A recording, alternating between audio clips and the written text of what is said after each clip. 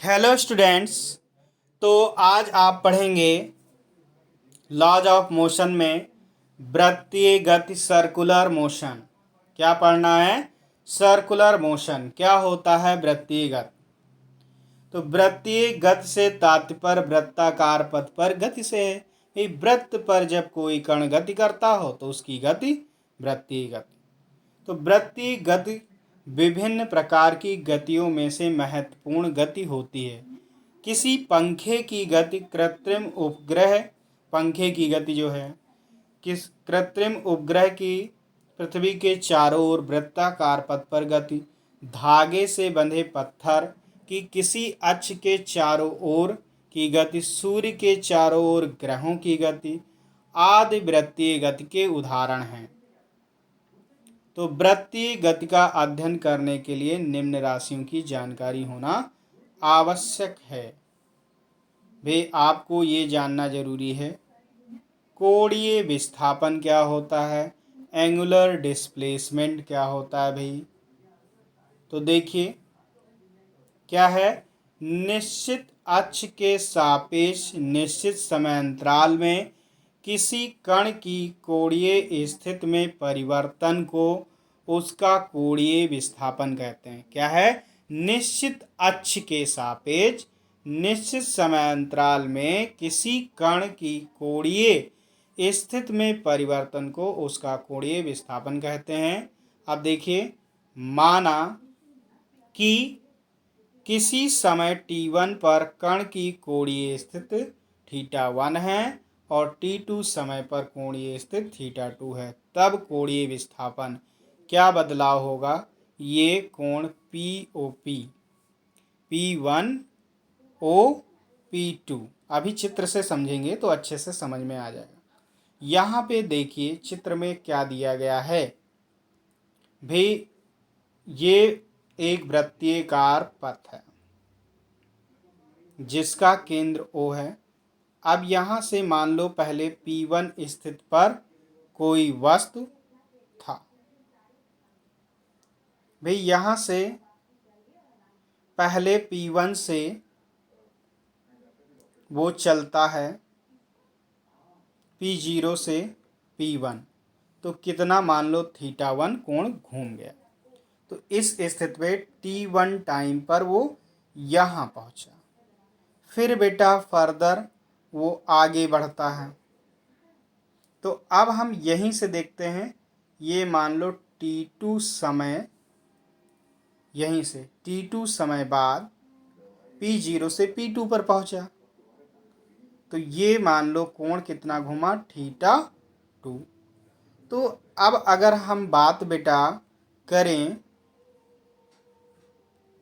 कि ये P1 से P2 तक कितना विस्थापित हुआ, तो इतना ही तो हुआ, यानी कि θ2 और माइनस ये चीज़ कम हो जाएगी।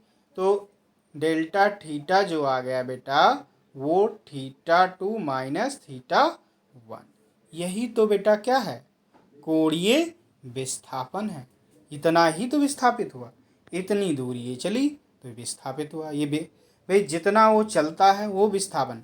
भाई प्रारंभिक तो अंतिम, पहला बिंदु और अंतिम बिंदु के बीच की दूरी ही तो विस्थापन होती है।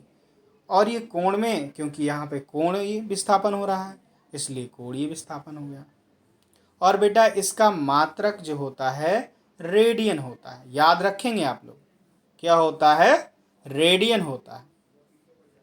अब बेटा कोणीय वेग, एंगुलर वेलोसिटी, तो वेग क्या होता था आप याद करो?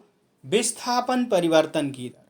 यहाँ पर कोणीय वेग की बात की है तो कोणीय विस्थापन परिवर्तन यानी कोणीय विस्थापन बटे समय ही होगा। वही तो है घूर्णन गति, क्योंकि यहाँ पे कोण से घूम रहा है। घूर्णन गति कर रहे कण का कोणीय विस्थापन में परिवर्तन की दर कोणीय वेग कहलाता है। समय अंतराल डेल्टा टी में कोणीय विस्थापन डेल्टा थीटा हो और समय अंतराल व कोणीय विस्थापन डेल्टा टी, कोणीय विस्थापन डेल्टा थीटा व समय अंतराल डेल्टा टी के अनुपात को कण का औसत कोणीय वेग कहते हैं। तो यहाँ औसत कोणीय वेग बराबर हो जाएगा इसको बेटा ओमेगा से डिनोट करते हैं, कोणीय वेग को ओमेगा। औसत लिखा है तो एवरेज लिख दिया, delta theta by delta T. अब बेटा तात्क्षणिक लेंगे तो आपको पता है T, delta T approaches to zero, है ना, या टेंड्स टू जीरो, ये लिमिट जरूर लिखें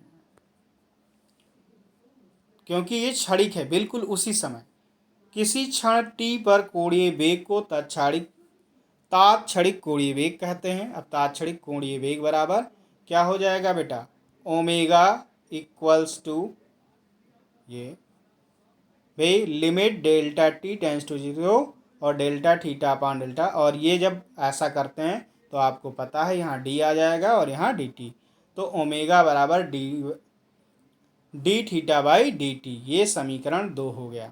अवकलन में आपने लिख लिया। अब देखो बेटा फर्दर कण के नियत कोणीय वेग के लिए, तो ओमेगा बराबर थीटा बाई टोटल की थीटा बाई टी।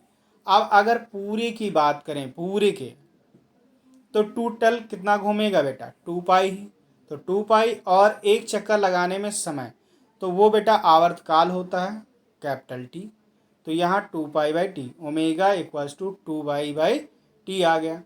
और यहाँ से टी और आवृत्ति में रिलेशन होता है 1/n का, या हम सीधे कहें n इक्वल्स टू होता है 1/t, तो ये अपॉन में ही तो t है, इंटू ऊपर 1 होगा, 1/t की वैल्यू n रख सकते हैं। तो यहाँ omega equals to 2 pi n, जहाँ n क्या है, आवृत्ति है, t आवर्तकाल और n आवृत्ति है, ये समीकरण 3 हो गया। तो यहाँ पर t कण का आवर्तकाल और n आवृत्ति है, t वृत्ताकार पथ पे एक चक्कर लगाने में लगा समय, और n 1 सेकंड में चक्रों की संख्या है, 1 सेकंड में चक्रों की संख्या है। अब बेटा कोणीय त्वरण ये आप नेक्स्ट क्लास में पढ़ेंगे। एंगुलर एक्सेलरेशन नोट कर लीजिएगा हेडिंग, आपको नेक्स्ट क्लास में कोणीय त्वरण बताया जाएगा।